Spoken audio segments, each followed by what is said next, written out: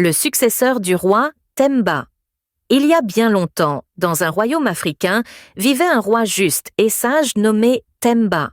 Il avait 3 princes, chacun avec des qualités et des défauts différents. Le premier prince, nommé Bakari, était intelligent et rusé, mais il était également arrogant et orgueilleux. Le deuxième prince, nommé Thibaut, était courageux et fort, mais il était également impulsif et violent. Le troisième prince, nommé Eba, était sage et humble, mais il était également timide et réservé. Le roi Temba savait que son temps sur le trône touchait à sa fin et qu'il devait choisir un successeur parmi ses 3 princes. Mais il voulait être sûr de choisir le bon, celui qui serait capable de gouverner le royaume avec sagesse et justice. Le roi Temba décida de donner à ses 3 princes une série d'épreuves pour tester leur sagesse, leur force et leur caractère. Il les appela dans son palais et leur expliqua ce qu'il attendait d'eux. « Mes fils, dit-il, je vais vous donner 3 épreuves. Celui qui réussira les 3 épreuves sera le prochain roi. » L'épreuve de sagesse les amena dans une salle contenant 3 objets, un miroir, un livre fermé et une bourse remplie d'or.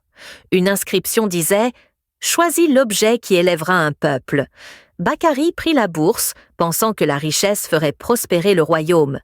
Thibaut choisit le livre, croyant que la connaissance guide les nations. Eba prit le miroir et déclara « Un roi doit d'abord se connaître avant de diriger ». L'épreuve de force était de voir le vainqueur dans un combat entre eux-mêmes avec leur force physique. Bakari vaincra son frère Thibaut et se confronta avec Eba, le timide. Eba eut un courage au début, mais après les mots effrayants de son frère, il eut peur et se dénonça. L'épreuve de tentation les envoya dans un royaume voisin, chacun avec un sac d'or. Le roi leur dit « Dépensez comme vous le jugez utile et revenez dans 3 jours. » Bakari acheta des armes, pensant à la sécurité du royaume. Thibaut acquit des livres et des cartes pour éduquer le peuple. Eba utilisa son or pour acheter des vivres et soigner les malades sur la route. Mais sur le chemin du retour, chacun fut tenté. Une belle jeune femme proposa à Bakari de fuir avec lui et tout l'or restant. Thibaut se vit offrir un poste de ministre dans un autre royaume s'il abandonnait la succession. Eba fut approché par un sorcier lui promettant le trône sans épreuve, s'il acceptait de boire une potion. Seul Eba refusa. Bakari hésita, mais déclina. Thibaut accepta d'écouter, mais revint avec honte et désespoir.